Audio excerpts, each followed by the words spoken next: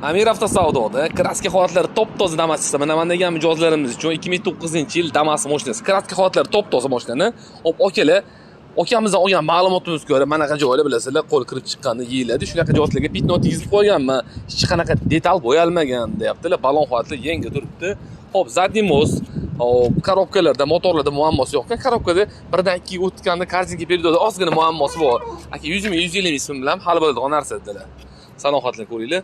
Tablo zavodskiy o'ziniki aylantirmagaliga javob beraman dedilar. 751 ming probel ham turibdi.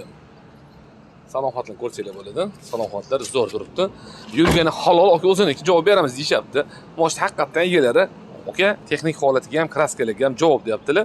Bunaqa javob deydigan o'zi odamlar kam qoldi-da, to'g'risi gap. Hamma qo'ydirganda nimadir muammolar chiqyapti. Akamiz hech nima muammosi yo'q, tayyor Damas mashinasidalar. Maza qilib minishinglar uchun $2950 baholadi. Kimga qiziq bo'lsa, egalar nomerlarini qoldiramiz.